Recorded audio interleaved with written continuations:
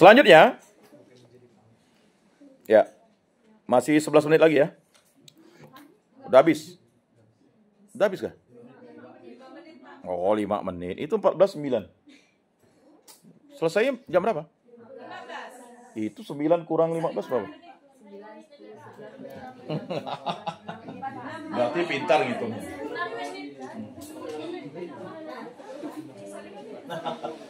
Saya duduk-duduk yang bisa sampai udah selesai. Berikutnya latar belakang kedatangan Katolik ke Nusantara ya. Ini sebenarnya materi yang masuknya agama Katolik ke Indonesia pada abad 16-17. Jadi kita tidak bisa mengklaim agama Katolik itu ya masuk pada abad ke-7 memang. Karena ada perdebatan tuh. Mana jejak Kristen abad ke-7. Tetapi abad ke-7 itu ada komunikasi intensif antara pihak misionaris atau pihak gereja. Dan dulu kan waktu abad ke-6 atau abad ke-7 masih Kristen saja begitu. Jadi supaya kita tidak terjadi yang namanya bias, ya kita ya yang normal-normal dan waras saja lah. Paham enggak?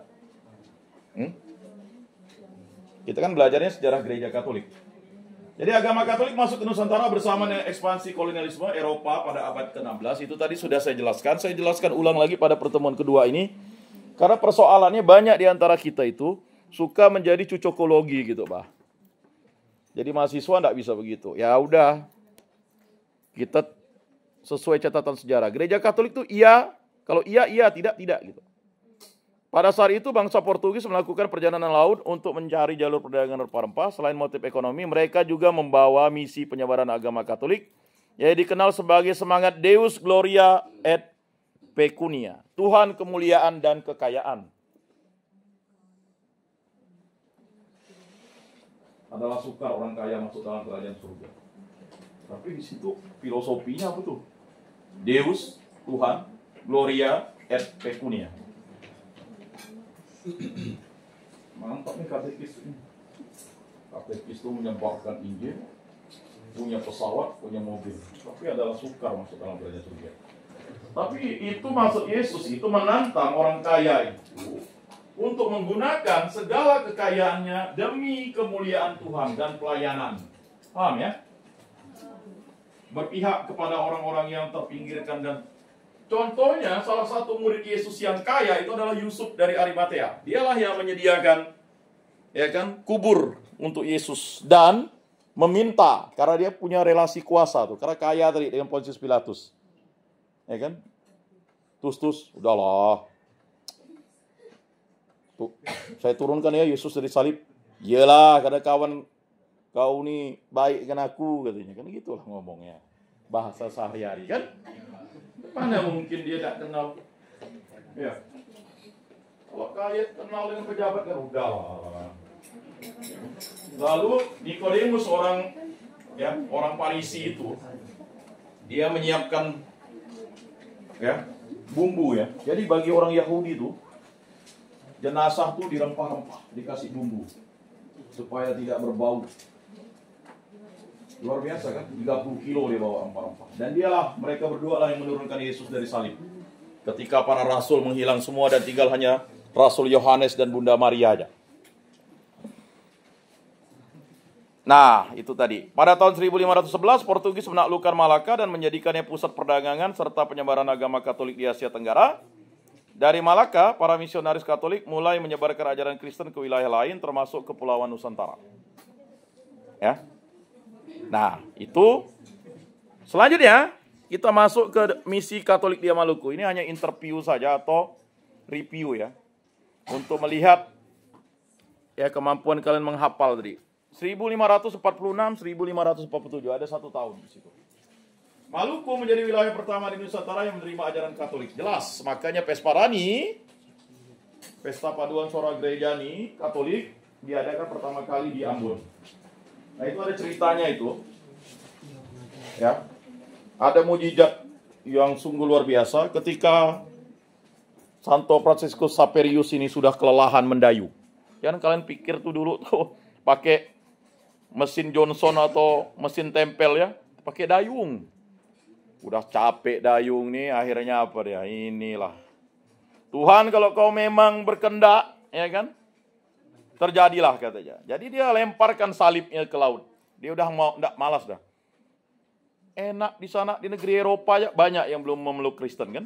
Ngapain lah datang ke Nusantara yang buat susah nih. Itu juga nanti kalian PPL, ngapalah kita ke tempat yang susah nih, lampu pun enggak ada, becek lagi. Kampung saya pakai aspal.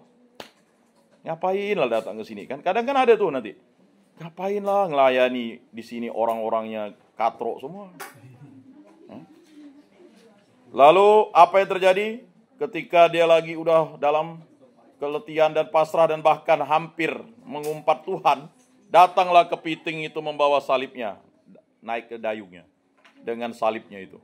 Disitulah Fransiskus Xaverius mengatakan campur tangan Tuhan terjadi. Dan akhirnya, biar terkejut sedikit, mengapa kalian sampai di semester 4 ini?